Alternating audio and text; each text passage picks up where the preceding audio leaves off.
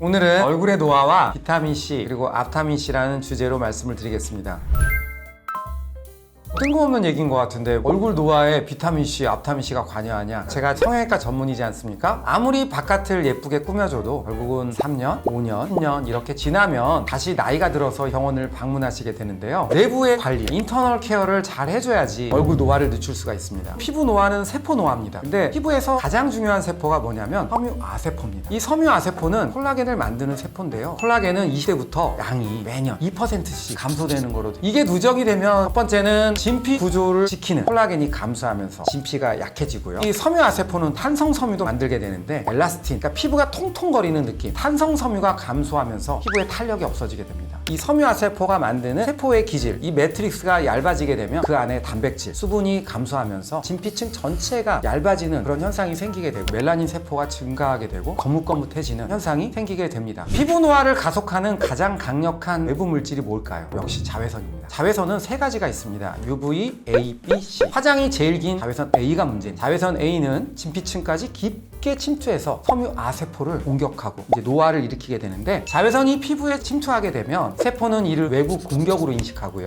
인터루킨 18이나 MCP1 같은 염증성 사이토카인을 분비하게 되고 그로 인해서 미세한 염증 반응을 일으키게 됩니다. 이 염증 반응과 자외선 그 자체가 활성산소를 대량으로 만들게 되고요. 우리가 제일 싫어하는 활성산소는 여러 가지 문제를 일으키게 됩니다. 첫 번째는 콜라겐 분해 요소 MMP라는 분해 요소가 있는데요. 이 분해 요소를 활성화시켜서 진피의 지지 구조를 만들고 있는 콜라겐을 잘라버리게 돼요. 그러면 콜라겐이 무너지게 되겠죠. 다른 하나는 멜라닌 색소를 만드는 기전을 활성화시키게 되면서 기미와 색소 침착을 유발하게 됩니다. 이 연쇄 반응을 어떻게 끊느냐가 피부 노화 방어의 핵심 기전입니다. 바로 여기서 비타민C가 등장합니다. 비타민C는 바로 염증 연쇄 반응의 시작점을 차단하게 됩니다. 자, UVA와 B로 치솟은 인터루킨 18과 MCP1 두 가지 염증 매개 물질의 분비를 억제해서 활성산소의 생성 그 자체를 줄이는 겁니다. UV 자극이 있을 때 인터루킨 18이 740 피코그램까지 올라가게 되는데 비타민C를 함께 처리하면 이것이 500 정도로 수준이 떨어지게 됩니다. MCP1도 단독으로 처리했을 때 107 피코그램이었던 것이 비타민C 병용 시에는 73 정도로 감소하는 걸 볼 수가 있습니다. 비타민C는 단순한 항산화제로 활성산소를 중화하는 것을 넘어서 염증 반응의 시발점 자체를 억제해서 노화의 연쇄를 막아주는 아주 중요한 역할을 합니다. 따라서 피부 케어를 할 때 제가 비타민C 얘기를 할 수밖에 없는 가장 강력한 이유입니다. 그렇다면 그 항산화의 핵심인 비타민C를 어떻게 하면 우리가 더 잘 쓸 수 있을까요? 왜 피부 노화에서 앞타민C가 중요한지 이 부분에 대해서 자세하게 말씀을 드리도록 하겠습니다.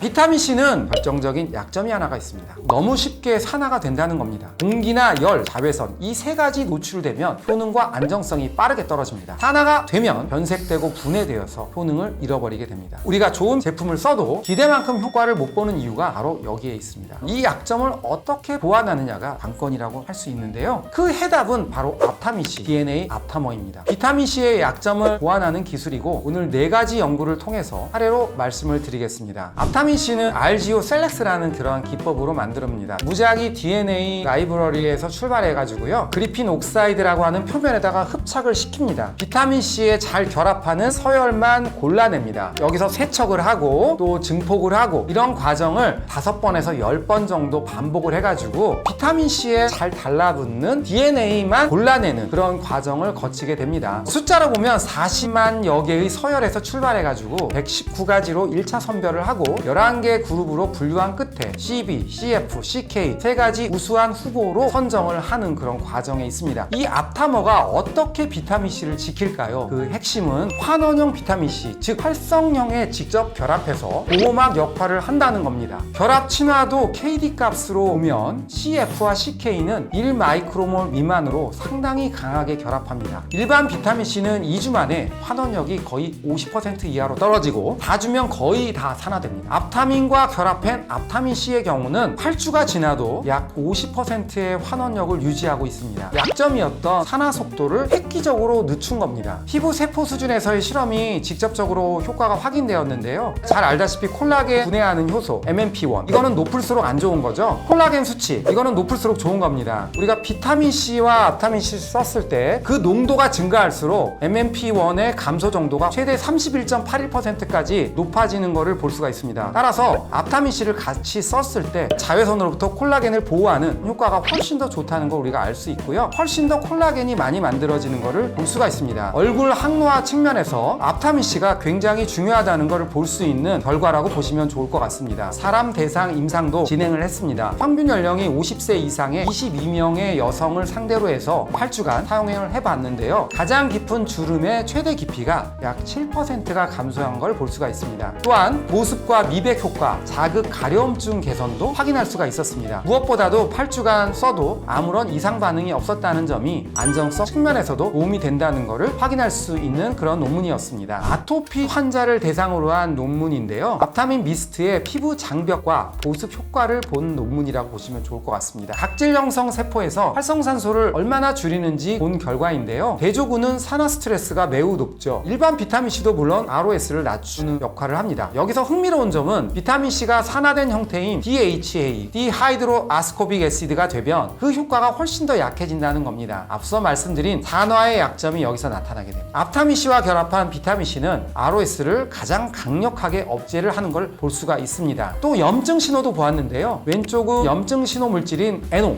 오른쪽이 염증성 사이토카인인 TNF-알파. 두 그래프 역시 모두 앞타민C와 비타민C 농도가 높아질수록 억제율이 비율적으로 올라가게 됩니다. 가장 높은 농도에서 NO는 약 24%, TNF-알파는 24%가 감소가 됩니다. 앞타민C는 가장 강력한 활성산소의 제거와 함께 비타민C의 한계 극복을 통해서 피부와 두피 관리로부터 다양한 피부 질환의 예방 보조 치료로 활용될 수 있다고 보시면 좋을 것 같습니다. 그 다음 DNA 앞타머와 비타민C 복합체의 아토피 완화 효과를 G 모델에 전구 투여한 결과인데요. DNFB라는 물질로 귀에다가 바르면 귀의 염증이 유발하고 부종이 크게 올라가게 되는데, 앞타민C를 결합시킨 그런 물질을 고용량으로 쓰게 되면 이러한 염증성 부종이 거의 정상에 가깝게 떨어지는 걸 볼 수가 있습니다. 피부 조직을 보시면 염증으로 두꺼워졌던 표피의 과증식이 앞타민C 처리군에서 확연하게 얇아진 것을 확인할 수가 있습니다. 비타민C 단독보다는 개선 효과가 훨씬 더 커졌다는 것이 핵심입니다. 왼쪽 염색 사진에서 푸르게 보이는 것이 비만세포인데요. DNFB 유발군에서는 잔뜩 늘어났지만 앞타민C를 처리한 문에서는 줄어드는 것을 볼 수가 있습니다. 비만세포 수와 인터페론 감마가 용량 의존적으로 감소하는 것을 볼 수가 있습니다. 앞타민C 물질을 같이 썼을 때 비만세포의 이동과 침윤, 탈과립이 줄고 TH 타입 1 형의 염증 신호인 인터페론 감마가 감소한다는 그런 것입니다. 낮은 용량에서도 순수 비타민C보다 앞타민C가 우수한 경향을 보였다는 걸 볼 수가 있습니다. 앞타민C가 피부 염증을 억제하는 것으로 보았을 때 피부 노화에서도 중요한 역할을 할 걸로 기대가 됩니다. 마지막 스터디는 진먼지 진드기 유발 효과인데요. HDM에 노출이 되면 각질세포에 염증 반응이 생기게 되고요. 면역세포가 활성화되면서 붉어짐, 가려움, 이런 피부 장벽이 손상이 됩니다. 그쪽 피부가 빨리 늙게 되죠. 가려움 유발인자인 GDNF도 쫙 올라가게 됩니다. HDM 자극으로 치솟은 세포 증식을 앞타민C가 훨씬 더 강력하게 억제하는 걸 볼 수가 있습니다. 위쪽 세포주 실험과 아래쪽 1차 배양 세포 모두 같은 경향이 나타났습니다. 사이토카인 경향을 보는 건데요. 더 구체적인 지표입니다. 4개의 그래프 모두 HDM으로 증가한 수치가 앞타민C 처리 시에 가장 뚜렷하게 떨어지는 걸 볼 수가 있습니다. 인터루킨 1 알파와 인터루킨 6 두 종류 세포에서 모두 다 감소하고 HDM으로 올라간 GDNF도 줄어들어서 가려움증 완화와 염증을 감소하는 걸 확인할 수가 있었습니다. 전반적으로 앞타민C가 비타민C 단독으로 썼을 때보다도 훨씬 더 우수한 경향을 보였습니다. 염증과 가려움증을 동시에 잡을 수 있다는 거고요. 앞타민C는 DNA 앞타머 기술로 비타민C의 가장 큰 약점인 산화를 막고 흡수율을 끌어올리고 그 지속기간을 더욱더 끌어올려서 얼굴에서의 노화, 주름, 미백, 항염 효과를 높인 바르고 먹는 차세대 비타민C의 가능성을 보여주고 있습니다. 여러 가지 것을 살펴봤는데요. 조금 어려운 얘기일 수도 있습니다. 하지만 피부 노화 관리의 핵심은 속을 잘 챙긴다는 겁니다. 결국 제가 오랜 기간 동안 성형외과 의사를 하다 보니까 인터널 케어를 하지 않으면 우리 환자들의 노화를 제가 책임질 수가 없습니다. 활성산소의 공격으로부터 우리 피부 세포를 보호하는 게 피부 노화의 핵심이라고 보시면 좋을 것 같고요. 거기서 가장 중요한 물질 비타민C와 앞타민C를 잘 챙겨 드시면서 우리 모두 다 함께 건강하게 웰 에이징을 하셨으면 좋겠습니다. 이상 반호박이 반재상이었습니다. 감사합니다.